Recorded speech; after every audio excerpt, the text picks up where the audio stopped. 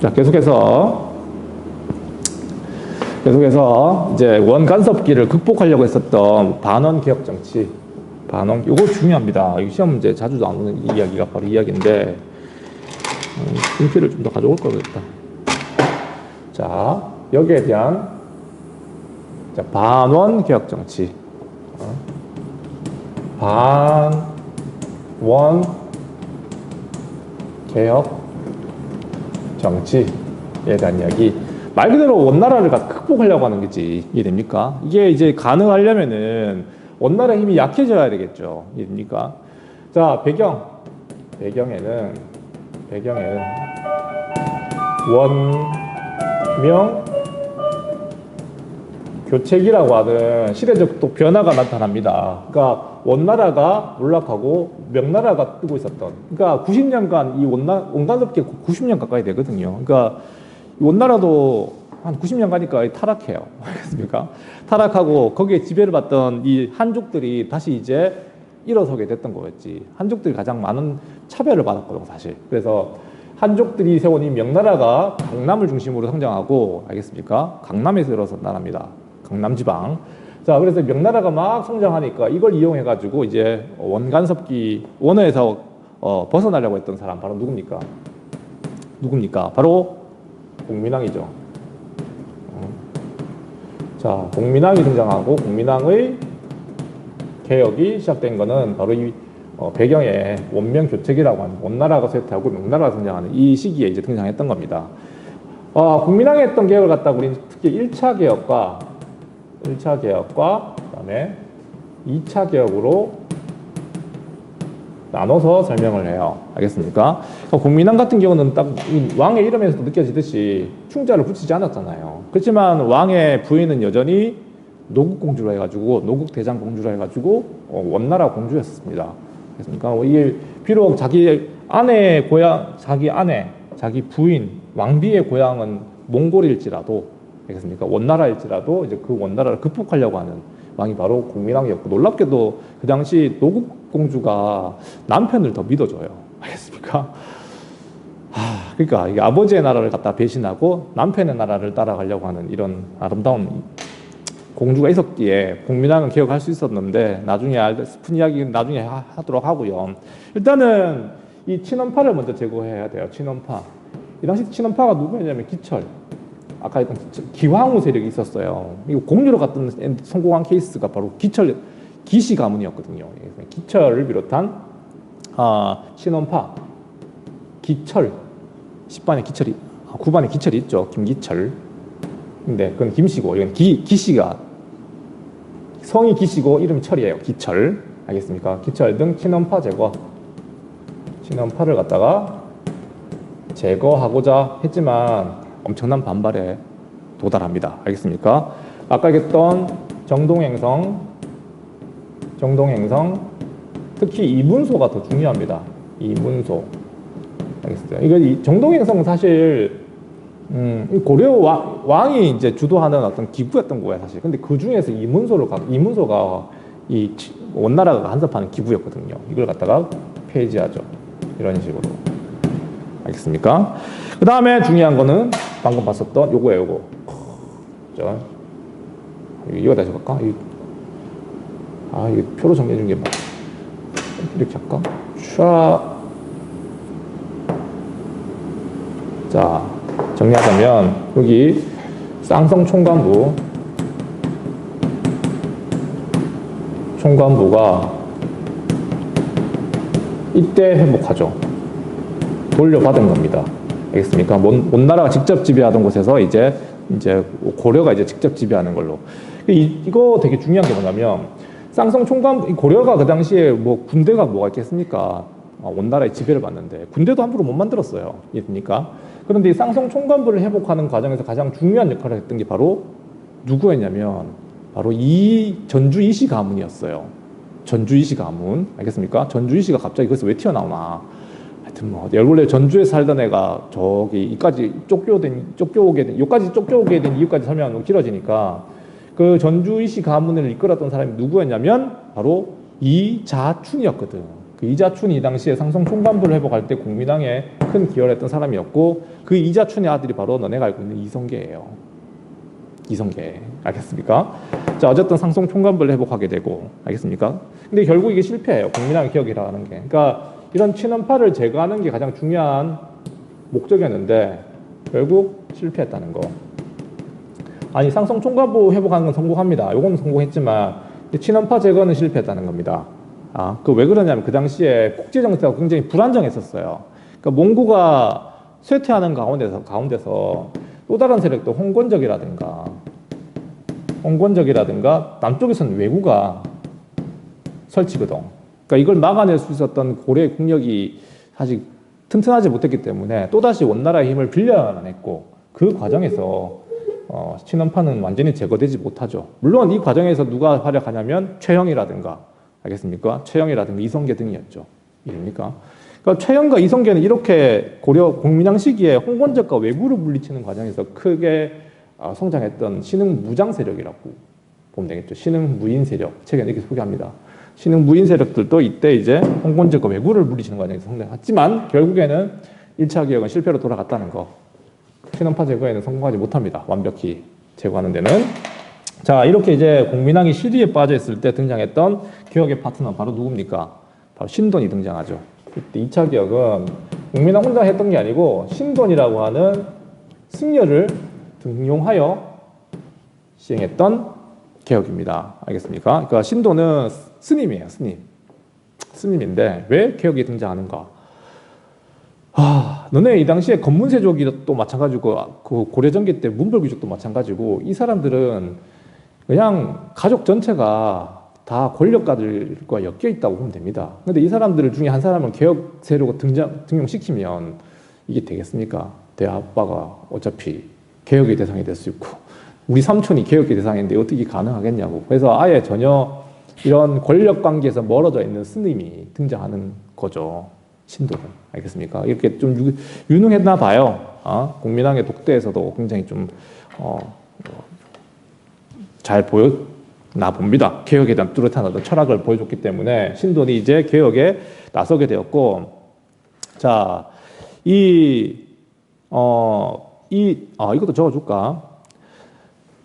네, 일단 얘가 뭘 설치하냐면 개혁의 핵심은 친원파를 제거하는 겁니다. 그래서 신도는 뭘 설치하냐면 이게 당장 이게 한 방에 이게 없앨 수 있는 게 아니라고. 너네 권력가들과 싸워본 적이 없잖아요. 그러니까 그 사람들이 가지고 있는 정치적 권한을 뺏는 게 중요한 게 아니라 정치적 권력이야 공민왕이 죽거나 잠깐 이제 뭐 물러나 있으면 되지만 다시 등장한다고. 가장 핵심 바로 경제력이었거든.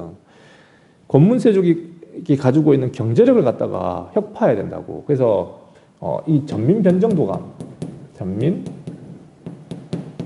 변정도감이라고 하는 걸 이전부터 있긴 있었어요. 이 당시 이런 시절에도 사실은 충성 이런 시절에도 사실은 권문세족이었던 그런 불법적인 어떤 토지 수탈, 그다음에 노비를 만든다거나 그런 문제가 많았었지만 제대로 개혁이 안 됐거든요. 그래서 전민변정도감을 통해 가지고 다시 한번 개혁을 시도했던 겁니다. 신돈이. 알겠습니까? 전민이라고 하는 거는 그러니까 토지죠. 토지와 백성을 개혁하는 기구라고 보면 되겠고, 이 당시 개혁의 내용은 불법으로 획득한 토지와 노비들을 갖다가 개혁한다는 뜻입니다. 대상이 바로 얘들이죠. 진원파. 알겠습니까? 권문세족이 가지고 있었던 이런 토지가 대상이 됐겠죠. 자, 그 다음에 또 그 당시에 중요한 업적 중에 하나가 뭐냐면 성균관을 중건해요. 성균관을 갖다가 중건한다는 말이 다시 재건했다. 원래 있던 거거든요. 이해됩니까? 이게 설치되어 있던 건데 이걸 가지고 다시 장려하는 거죠. 중건했다는 말은. 그래서 얘들아, 이 성균관을 중심으로 등장하는 새로운 개혁 세력이 바로 뭐예요? 바로 신진 사대부라고 부르는 세력들이었습니다. 신진 사대부들은 권문세족과 어떤 면에서 다른가? 공부하는 결이 달라. 그러니까 너네가 인문계들하고 특성화 애들하고 공부하는 게 다르잖아. 맞죠? 그러니까 그 사람들이 추구해 나가는 그 기술을 중시하듯이 얘네들은 성리학을 중시했던 사람들이라고요. 고문세족들은 여기 갔니? 이 고문세족들은 주로 이제 불교라든가 얘들이 유학을 몰랐던 건 아니지만 성리학하고는 좀 결이 다르거든. 그러니까 성리학과 또 유교는 또 뭐가 다른지 설명하려면 길어지니까 어쨌든 이 사람들은 주로 이제 불교를 숭상하는 쪽이었고 이 신진사대부들은 성리학을 중심으로 해서 불교를 비판하는 세력이라 보면 되겠습니다. 그렇게 하여 고려를 개혁하려고 했던 사람들, 신진사대부들. 자, 이렇게 등장했지만 이것도 결국에 실패로 돌아가게 돼요. 알겠습니까? 결국 실패로 돌아가게 되고 공민왕의 개혁은 어쨌든 여러 가지 씨앗은 뿌려졌지만 아직까지 힘이 약했던 시절입니다. 아직 성숙되지 못했죠.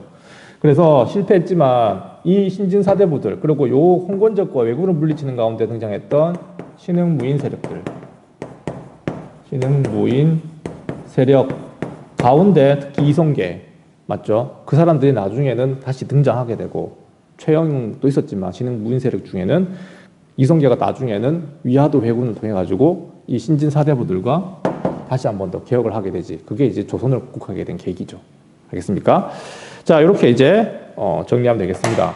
자, 그 다음에 몇 분 찍었나요? 11분 찍었네. 좀 좁지만 그냥 계속 나가겠습니다. 계속해서.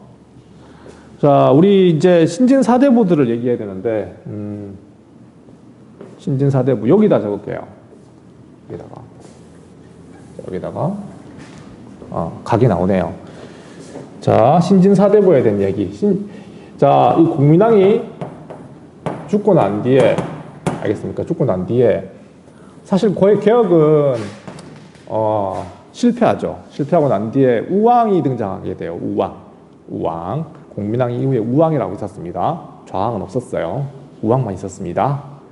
드립이었어요.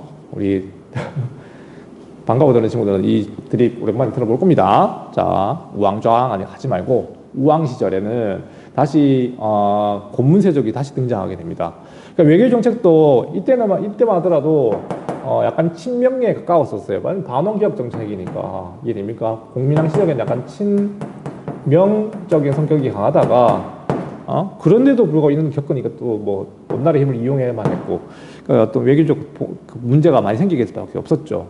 자, 어쨌든 우왕 시절에는 다시 또 친원적 성격이 강해집니다, 사실상. 알겠습니까? 약간 중립적이라고 하는데, 중립이 뭐 딴 게 있겠습니까? 그냥, 그냥, 원나라 따라가는 거죠. 그 당시 그랬거든요. 자, 그러는 가운데 신진사대부들이라고 하는 세력이 본격적으로 성장하게 돼요. 자, 요거 이제 신진사대부만 설명하고, 신진사대부란 뭔가, 자, 일단 신진사대부라고 하는 세력이 등장하게 된 배경. 자, 이 사람들이 도대체 어떤 사람들입니까? 조금 더 구체적으로 좀 설명해 볼게요. 자, 이 배경에는 일단은 얘들아, 뭐가 있냐면, 고문세족을 빼놓을 수 없죠. 고문세족을 갖다가 어떻게 개혁하는 과정이었잖아. 맞죠? 고문세족과 그 다음에 이 불교라고 하는 거, 고려의 어떤 가장 중요한 종류의 불교였거든. 얘들이 어떻게 된 거야? 타락했지. 타락. 고문세족은 불법으로 토지 막 점탈하고 고려의 재정을 악화시켰고 이해됩니까? 이런 식으로. 불교 같은 경우는 이 당시에 이거 불교를 다 설명하면 너무 긴데요. 고려는 불교 국가입니다. 사실상 알겠습니까? 그러니까 유교가 하는 일과 불교가 하는 일을 어떻게 구분해야 되냐면 유교가 통치의 원리이긴 하지만 사실상 사람들은 불교적 어떤 생활 방식을 채택하거든요. 그러니까 고려의 모든 사람들은 사실상 이 불교와 연관된 삶을 살았다고 보면 되겠습니다. 불교 국가예요.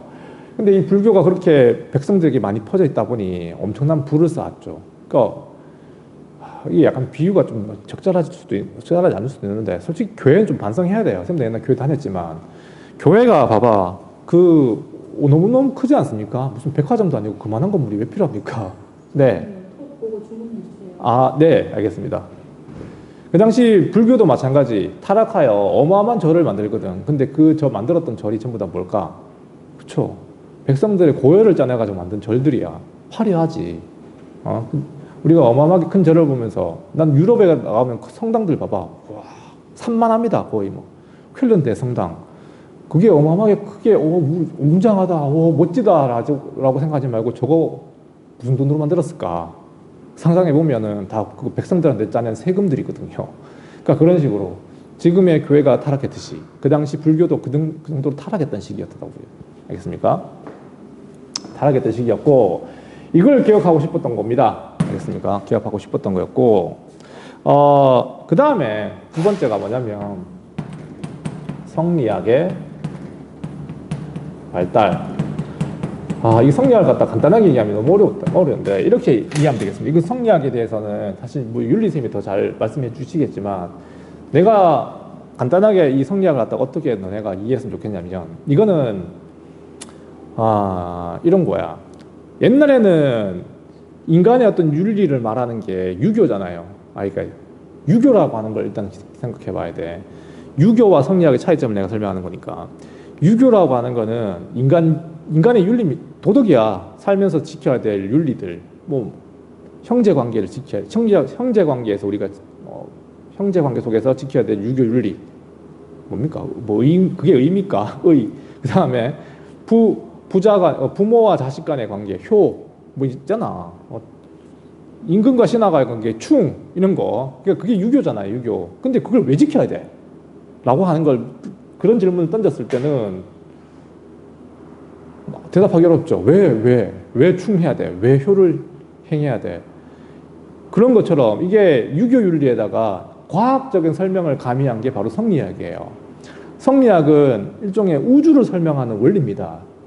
세상에는 이가 있고 뭐 기가 있고 이런 것까지 내가 설명 안 하겠지만 어쨌든 우주의 어떤 그 작동 원리 이해됩니까? 도덕하고 과학을 합치면 어떻게 될까? 도덕, 너네가 지켜야 될 도덕을 갖다가 과학적으로 설명해 준다면 굉장히 설득력 있을 거 아니야. 성리학이 그겁니다. 유교를 갖다가 과학적으로 설명했다 생각하면 됩니다. 훨씬 더 발전한 거죠. 기존의 유교보다는. 이해됩니까? 과거의 유교는 그냥 그래야 돼 라고 얘기했다면 우주의 원리를 얘기하고 그걸 갖다가 이제 충이라든가 효라든가 의를 얘기하는 거니까 얼마나 더 논리적이고 설득력 있습니까? 더 발달한 이야기죠. 유교가. 알겠습니까? 이게 이제 불교의 영향을 많이 받기도 했었고 사실은 성리학 발전 과정에서 유교가 그런 게 없었거든요. 세계관 자체가 좀 약했었어요. 철학이 좀 약했지만 불교가 가지고 있는 그런 4, 5세기의 어떤 이런 거 막 접하다 보니 사람들이 다 가버렸죠. 그러니까 유교가 한동안 되게 좀 무시당하다가 성리학으로 다시 부활한 거죠. 이렇게. 자, 잠깐만 선생님이 뭐가 연락이 와가지고 잠깐만요. 자꾸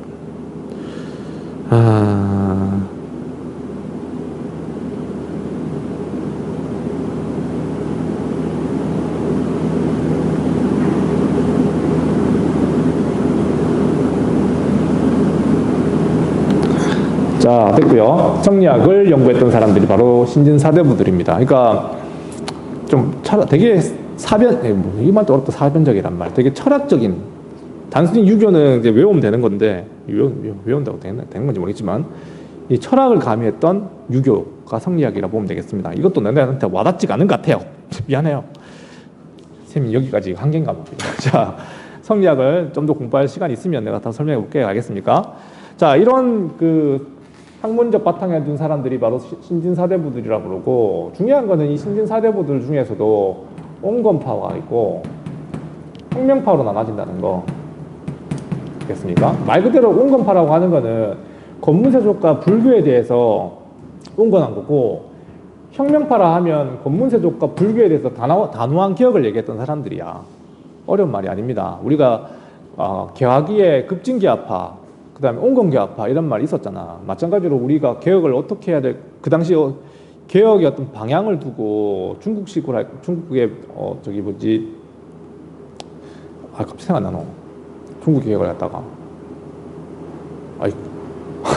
다 까먹었어요. 내가 세계가 생각나는 중국식 개혁을 했다가 우리 뭐라고 그러니까 중체서용 쉽게 얘기하면 맞죠?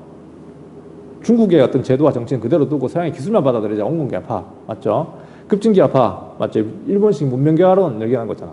아직 이 당시 온건이냐 혁명이냐는 신진 사대부들이 권문세족을 갖다가 어떻게 처리할 건가의 문제였었어요. 알겠습니까? 온건파가 많았겠니? 혁명파가 많았겠니? 당연히 얘들이 많았겠지. 알겠습니까? 그런 가운데서 혁명파가 승리했던 게 조선의 건국이었던 거예요. 알겠느냐? 자, 다시 설명하자면 토지제도 얘들은 이걸 갖다가 개선하는데 주안점을 둔 거예요. 다시 말하면 권문세족이 가지고 있었던 불법적 토지, 불법에 중요한 방점을 짓는 겁니다. 알겠습니까? 불법. 그러니까 권문세족들이 고려 말에 불법으로 토지와 노비를 갖다가 획득했는데 그걸 개혁하면 되는 거지. 이해됩니까? 개선이라 부르는 거죠. 이해됩니까? 당연히 불교에 대한 태도도 달랐어요. 불교와 공존하는 것, 그러니까 불교를 다 없애버릴 수 없다고 생각하는 거야. 불교를 갖다가 말이 되냐? 백성들이 다 불교를 다 믿고 좋아하는데 어떻게 이걸 없애버리냐? 공존을 갖다가 더 강조하는 측이 온건기합파라면 말 그대로 혁명파는 이거야. 그냥 리셋이죠. 리셋. 뭐라고 해야 됩니까? 토지제도 개혁. 토지제도의 전면 개혁. 전면 개혁을 말하는 거예요. 다시 말하면 토지제도 아예 그냥 우리 뭐 고려시대 전시과제도 이런 게 있었잖아. 알겠습니까? 그런 거 다 지금 붕괴된 상황에서 제대로 작동도 안 하잖아요. 이 사람들은 개선하면 된다는 거고 얘들은 그냥 전시과제도 자체를 갖다가 전부 다 리셋. 그게 이제 이 사람들이 주장했던 거죠. 혁명파 사대부들. 알겠습니까? 마찬가지로 불교에 대해 어떻게 생각해요? 불교. 말이 어렵지만 적어볼게요. 와닿게. 폐불론. 불교를 없애버리잖아. 알겠습니다. 폐불론. 망했다. 불교는 이미 그냥 망해버린 거다. 폐불론이라고 할 정도로 있잖아. 불교를 갖다 배척하게 되죠. 이 정도전 같은 애들. 불교는 없어져야 될 정도라고 얘기하는 거지. 알겠습니까? 억불사당. 불교를 억누른다. 그러니까 이렇게 주장했던 사람들이 바로 이제 혁명파 사대부들이죠. 알겠습니까? 산진 사대부들 중에는 이렇게 온건파 사대부, 혁명파 사대부도 갈라져가지고 누가 개혁을 주도할 건가 라고 하는 걸 우리 고려 말에 이제 갈등을 겪죠. 결국에는 우리 아다시피 혁명파 사대부들이 이성계와 함께 조선을 건국했잖아요. 그렇죠? 조선은 이제 불교가 이제 거의 뭐 억압되죠. 알겠습니까? 자, 토지제도 전면 개혁합니다. 새로운 토지제도가 나오겠죠. 조선은 그러니까. 자, 이렇게 이제 나갔던 게 고려 말의 이제 상황이었습니다. 자, 내용이 되게 많았는데 진짜 이거 내가 수업하면 거의 3시간, 4시간 걸리는 것 같다 그냥 주르륵 다 했어요. 그냥. 알겠습니까? 칠판에 이렇게 많은 걸 쓰는 것도 당신들 아이고 정리하세요. 알겠습니까? 어쩔 수 없어요. 여기까지.